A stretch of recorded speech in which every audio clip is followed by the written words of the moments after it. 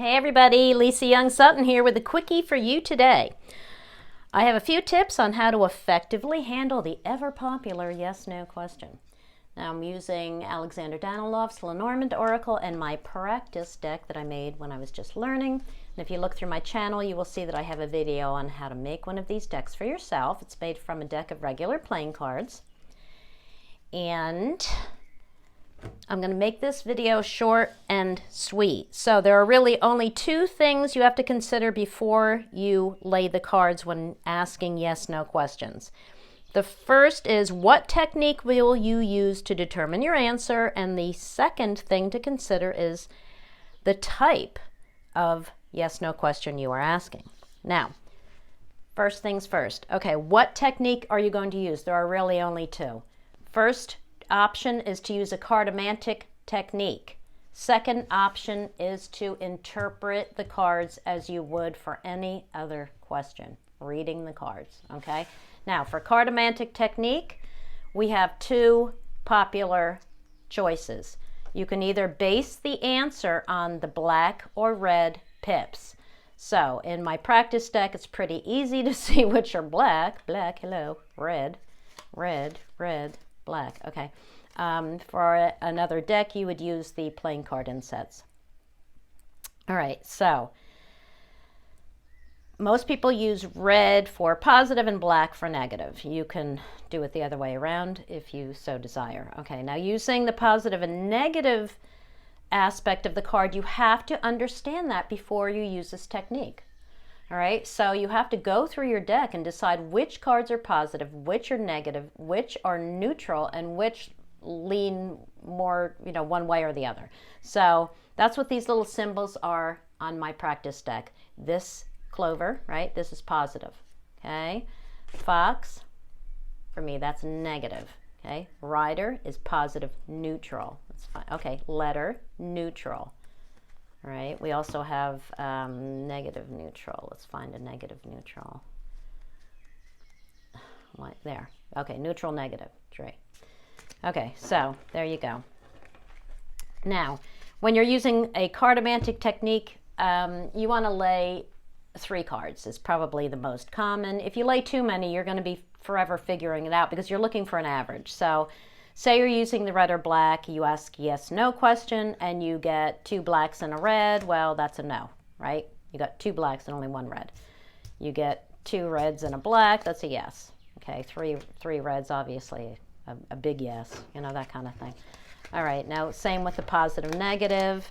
Now this can get into gray areas if you get all neutrals, right? Or if you get, right, like, okay, here, what if you got a neutral and a neutral negative and a neutral positive? Well, you're not going to know what the heck's going on then, are you?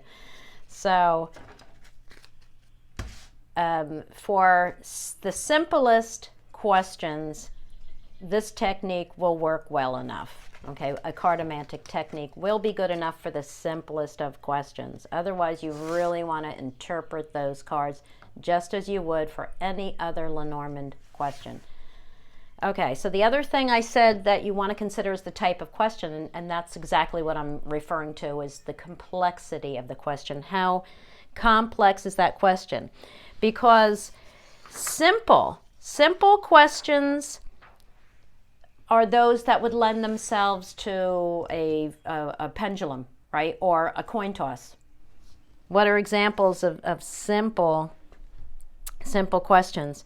I don't know, like, will he make it home in time for us to make the appointment? Will I get a package today? Will the lottery ticket I just bought be a winner tonight? Will the sun come out today, right? You woke up, it's raining. Will the sun come out? Those are all simple questions. There's really no gray area involved. As long as you put the details, the pertinent details in the question itself, it's going to either be yes or no. Will I see the sun today if you wake up and it's raining? Well, there's really no gray area in there. It's either yes or no. You're either going to see it or you're not. You're not asking, will this day turn out to be like a beautiful sunny day? You're just asking, will I see the sun today? So that's what makes it a simple question. Now, what makes those questions complex? Well, complex yes-no questions involve more nuances. examples of these include any question where there's more to the answer than meets the eye. There's a lot of gray area. There are maybe a lot of possibilities you haven't considered. All right, so examples might include, will I be hired by company X? Is he or she the right one for me? Is my current love relationship based on honesty? And of course, all those should I questions. Should I leave them? Should I take the job? Should I quit my job? Should I move this year? All right, those are all complex questions. And many complex yes-no questions really shouldn't be yes-no questions at all. But that's a whole nother video, isn't it? And I do have a video on questions, which if this topic really interests you, I suggest you watch that one also. All right, so looking at the complex yes-no questions. All right, so what was the first one I said? Will I be hired by company X? Now, what makes that complex is that you don't have enough details in that question. Will I be hired by company X? Now, you might base your answer on like the black or red pips, right? Or positive, negative, and it may say yes. You might get a yes, right? Will I be hired by company X? You get a yes. Then they call you and say you didn't get the job. And you're like, well, what the hell? The cards were wrong. But then a week later or whatever it is, they call you and offer you another position. Well, there you go. You didn't have all of the details in the question. The question should have been, to make it a simple question, should not have been, will I be hired by company X? It should have been, will I be hired this week by company X for the position that I applied for? Okay, that's cut and dry. That's either going to be yes or no. And then, you know, if you got the no for that, then you could ask more questions like, will I be hired by them for any other position? That kind of thing. All right, I think you know where I'm going with that. All right, so, the second one, is he or she the right one for me? Now, here's the funny thing, is that if you're not interpreting the cards, if you're just basing it on the simple yes, no, you may get a yes, he's the right one for me or for you, right? And he may turn out to be a nightmare. But you only asked, is he the right one for me, right? It could be that he needed to come into your life at this time to teach you a valuable lesson so that you are all ready for the next guy who will be Mr. Right, okay? So there again, you're not considering all of the nuances, all of the possibilities that you didn't consider, right, are floating around. The cards are wanting to explain all that to you. So that, there again, complex questions, you want to interpret the cards. All right. So, okay, well, you know, should I questions, I mean, do I have to even go into all the problems with should I questions? I mean, let's face it. The universe has a motto, and that is, it helps those who help themselves. That's what free will is all about. You have to take responsibility for your own life, and you're not doing that if you're asking the cards to tell you what to do rather than offer advice and suggestions. So, should I questions, I don't think should be asked at all. You really just need to phrase them better. It's not that you can't ask them, it's that you should not be asking them, should I do this, should I not do that? You need to ask, like, what is the best way for me to do this, or what would be in my best interest, or, you know, what am I not considering? You know, think about all of the information that you want. All right. So, that is, in a nutshell, you know, the explanation for simple and complex and the methods you can use. Now, I'm going to use some examples here. I have these out for a reason. Okay, so I'm going to give you some examples. We're going to use a simple question, will he call? But we're going to use the interpretation method. All right, so will he call? Now, using the interpretation method, for me, this would be a no. Will he call? Well, we have the card of inaccessibility. We have the card of spinning around in circles, commitments. He's committed to something, right? Here we have the card of isolation, the card of this is my authority card. This, You know, context will help you when you are interpreting any line of cards, correct? So this could say he is going to be detained with commitments at work, so therefore he will not be calling you. But either way, this is a no, all right? Sticking with that, will he call? This one, for me, would be a yes, okay? The fish is the card of an exchange. You know, if he's going to call you, that indicates an exchange.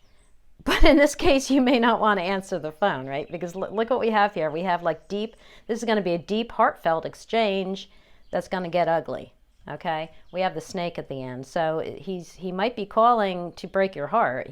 What's that? He might be calling to, I know everybody's right away thinking, oh, there's another woman. He's going to call and tell you he's cheating on you. And of course, you know, that is a possibility, but do not jump to that because, oh, look at it this way. If you're looking at those insets, right, you got 3 cord insets, you got a man and 2 women. Both of these women can be you. This is him calling you. This is you at the beginning of the conversation, all full of love and everything. And this is you at the end of the conversation feeling deceived. Like, what the hell did I answer the phone for? Now I hate him. All right. But yeah, that would be a yes. That would be a yes for me. All right. Will he call? Will he call? For me, this would be a no. Okay? Understanding the context will fill in the details. Right? So say you know that he's a student. Will he call? No, he's burdened by his studies. He's stuck in the house. He's going to be studying all night. He has no time to call you. All right? Is he a businessman? He works in a small office. He's got a lot of files to go through. He's got a lot of information to sort through. He's going to be, stuck in the office, right? No, he's not going to call. But either way, that's a no. But you can see how the interpretation method will give you a fuller story. Okay, will he call? Let's see, will he call? Will he call? This would be a yes. I mean, we have a communication card. This is a communication card also in a sense, right? This is news coming to you. Okay, so that can be a communication card. This also is. This is the argument card, the discord card, so that also can be a communication card. But what we have here is somebody's bringing you news. Now think about what you're asking. The cards are always answering the question that are asked of them. So you're asking, will he call? This would be yes.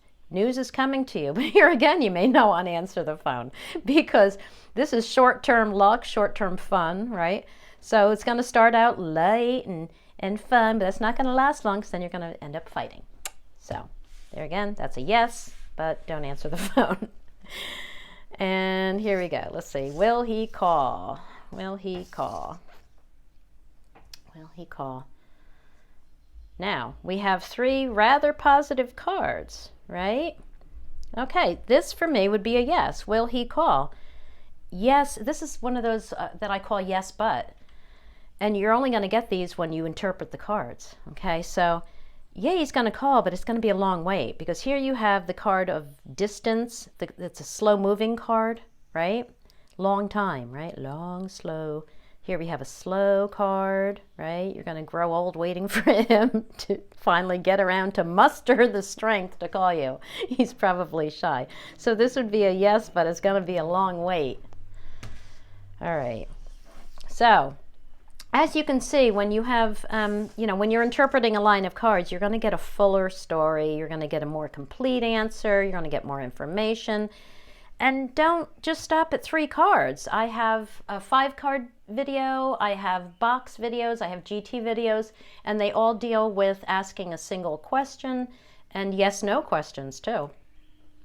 All right. So if you want a complete story for your yes-no question, ask, use more cards. All right, so I hope that was helpful and informative and not confusing at all. And any questions or comments, leave them below. And I will see you in the next video. Thanks and have a great day, everybody. Bye-bye.